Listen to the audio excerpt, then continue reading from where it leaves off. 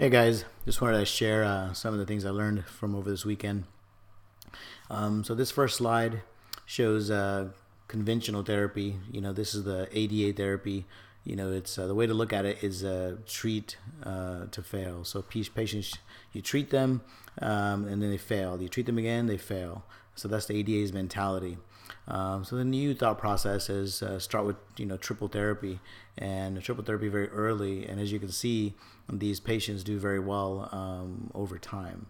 So a lot fewer patients get A1C over 6.5. This is to look at insulin secretion versus insulin resistance, and change in insulin versus change in glucose.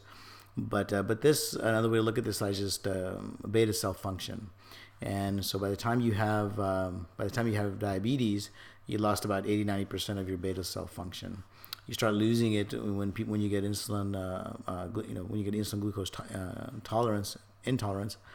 And then even in patients with normal glucose tolerance, the lean patients versus obese patients. So you start losing it, when they start gaining weight. So look at this huge reduction just from going to lean to obese. So by the time you're obese, it's really kind of too late. And by the time they get abnormal glucose tolerance tests, these are the patients that we see with, PCOS, and we start metformin, and because of abnormal glucose tolerance. So this is where these people are, and by the time they get to diabetes, is here. So the message here is, if the A1C is 6.2, 6.3, they have diabetes. I mean, you really treat them aggressively. So keep that in mind. Another side note is this is inflammation. So this is we have the ominous octet. So this is the noxious non-tuplet. So the ninth core defect is inflammation. So more to come on that.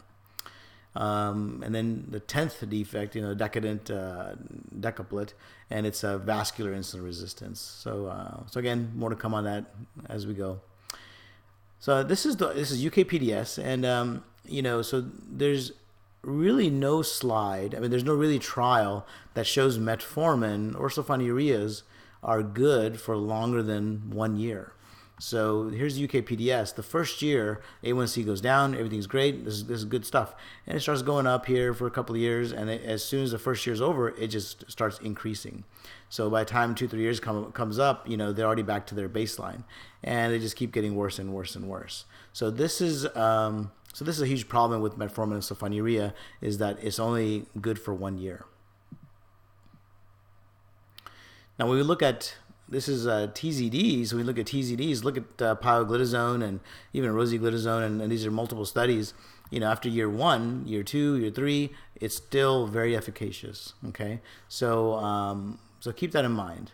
And so the reason is this is related to beta cell preservation. Now you look at along the same lines as beta cell preservation, this is the Chang study, and this is patients with type 2 diabetes, and yellow is normal patients, and we're looking at insulin secretion rate. Okay, so patients with type 2 diabetes, their ability to make insulin goes down, of course, during a glucose tolerance test.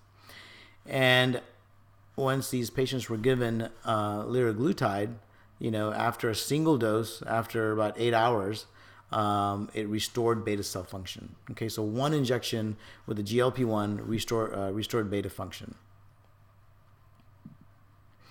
And this is with semaglutide. It's kind of looking at the same thing, glucose on the x-axis, and then insulin here. So again, looking at insulin secretion, and again, so the white are controls, and then this is with type 2 diabetes and semaglutide. Again, they're interchangeable. You can't tell who's normal and who's got diabetes. So again, GLP-1 normalizes the insulin response and beta cell function.